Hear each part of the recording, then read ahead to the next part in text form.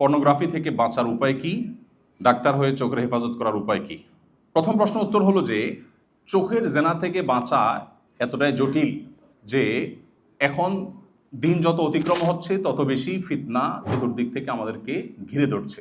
আপনি আর সব করতে পারবেন, ইমানের উপরে টিকে থাকা কঠিন, আপনার আমল টিকে রাখা কঠিন। তো এটার জন্য দরকার হলো আসলে শক্ত সিদ্ধান্ত নিজের বিরুদ্ধে। খুব মানুষের রোগ যখন জটিল হয় তখন অপারেশন দরকার হয়। এই সিদ্ধান্তগুলো কোনো নর্মাল আমলের বিষয় না। অনেকে বলে ভাই একটা আমল শিখা দেন যেটা করলে পর্নোগ্রাফি দূর হয়ে যাবে। আমি বললাম আপনি তো হয়েছে ক্যান্সার, চাচ্ছেন ট্যাবলেট। ক্যান্সারের জন্য তো ট্যাবলেট না, থেরাপি লাগবে বা অপারেশন লাগবে, তাই না? সো এই পর্যায়ে কঠিন সিদ্ধান্ত নেওয়াটা গুরুত্বপূর্ণ। জীবনের প্রত্যেকটা পর্যায়ে এসে আমরা সবাই জানি, সবাই একমত হব, এমন এমন ইস্যু আছে যে ইস্যুগুলোতে আসলে খুব শক্ত সিদ্ধান্ত নিতে হয়। এই শক্ত সিদ্ধান্ত নিতে যতটা কষ্ট মনে হয় আসলে নিলে এত কষ্ট হয় না। যাদের এই এডিকশন আছে তারা কোনো একটা ডিভাইসের মাধ্যমে এটা দেখেন, এই তো ডিভাইসটা চেঞ্জ করে ফেললে হয়ে গেল, একটা বাটন ফোনে চলে গেলে হয়ে গেল। খুব জটিল কাজ। দেখেন এই সহজ কাজটা কিভাবে করবে জন্য সিকিউরিটি লিখে দিয়েছি। কাজটা খুব সহজ না। আমি স্মার্টফোনটা বিক্রি করে একটা বাটন ফোনে চলে আসলাম। হ্যাঁ, কিছু অসুবিধা হবে, বাট আমি বড় কোনো সমস্যা থেকে বাঁচার জন্য কিছু অসুবিধা তো আমি মেনেই নিব, তাই না? এবং এভাবে যদি আমি বেশি না কয়েক মাস চলতে পারি, ইনশাআল্লাহ আবার আমি কামব্যাক করলে অসুবিধা হবে না। আল্লাহ রাব্বুল আলামিন অনেক গুনাহের ক্ষেত্রে বলেছেন তোমরা গুনাহ করবে না, লা তাকতুলুন নাফস, মানুষ হত্যা করো না। দেখেন জেনা, ব্যভিচার এমন পাপ, এমন গুনাহ, আল্লাহ এ সম্পর্কে বলেছেন লা তাজনুনা বলে আল্লাহ বলেছেন লা তাকরাবুজ জিনা, তোমরা জেনার কাছেও যেও না। ইন্টারেস্টিং বিষয় না? আল্লাহ বলেন নাই যে হত্যার কাছেও যেও না, আল্লাহ বলেছেন হত্যা করো না, সাফ। কিন্তু জেনার ব্যাপারে আসছে আল্লাহ বলেছেন ওয়ালা তাকরাবুজ জিনা, তোমরা জেনার, ব্যভিচারের কাছেও যেও না। কেন আল্লাহ এভাবে বললেন? কারণ এই জিনিসটাই এমন, আল্লাহ তো সৃষ্টিকর্তা, তিনি জানেন তার সৃষ্টির দুর্বল জায়গা কোথায়। তিনি জানেন যে জেনার কাছাকাছি গেলে সে ব্যাক করতে পারবে এর সম্ভাবনা খুব কম, রিস্ক এখানে অনেক বেশি, এজন্য কাছেও যেতে নিষেধ করা হয়েছে। এখন আমরা অনেক সময় বলি না আমাদের মন পরিষ্কার, হুজুরদের মনগুলো সব ছোট, হুজুররা খুব লেম চিন্তা করে। কেন এত পর্দা রর্দা করতে হয় ভাই? মনের পর্দা বড় পর্দা, মনের পর্দা বড় পর্দা।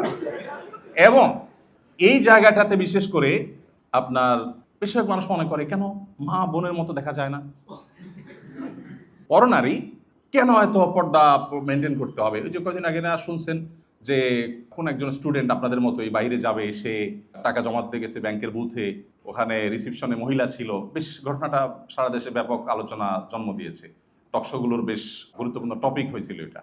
তো ভদ্র মহিলার কাছে টাকা জমা দিতে গেছে, ক্যাশিয়ার ছিলেন উনি। তো এই ইয়াং ছেলে যে বাইরে যাবে পড়াশোনার জন্য তাকাচ্ছিল না তার দিকে।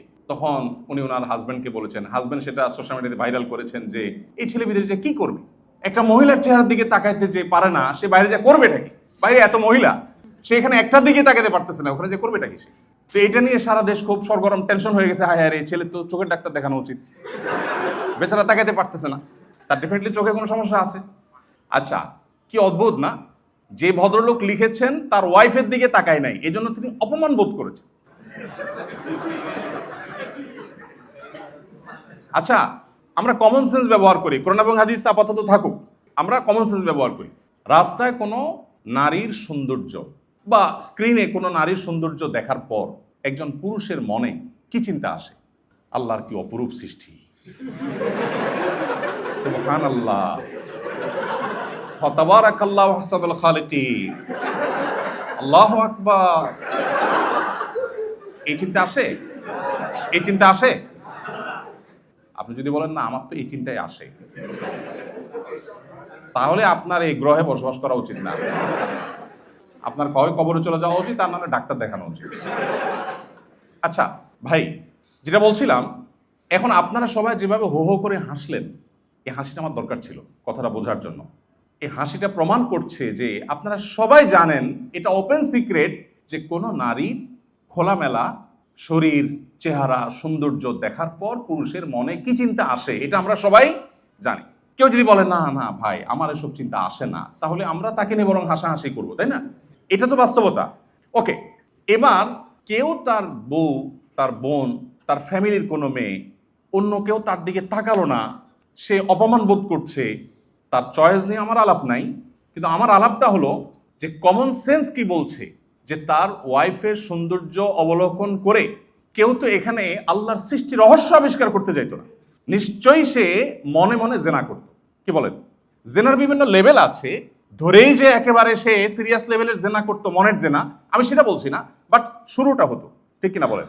তাহলে একজন, আপনি ইসলামকে এক পাশে রেখেও যদি চিন্তা করেন, একজন মিনিমাম কমন সেন্সালা মানুষ তার স্ত্রী, তার ফ্যামিলির কোনো মেয়ের সৌন্দর্য অবলোকন করে, অন্যান্য আজকাল সোশ্যাল মিডিয়া দেখেন কাপল ব্লগ আর কত কিছু বাইর হয়েছে না, বইয়ের ছবি দিয়ে দেয়, কেউ যখন লিখে দেয় কি জানি কি কি লেখে কমেন্টগুলো, সাধারণত সুন্দর কোনো মহিলার ছবি দিল, নিজের বউর ছবি দিল, ফ্রেন্ড লিস্টের লোকজন এসে কি লেখে,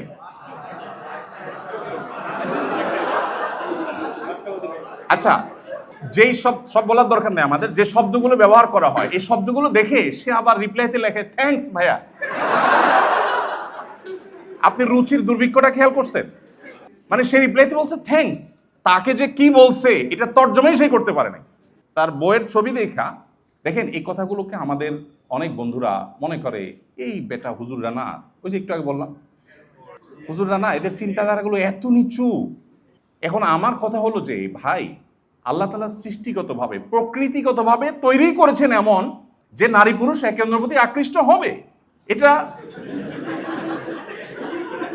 এইটা তো আল্লাহ তাআলা প্রকৃতিভাবে করে রেখেছেন।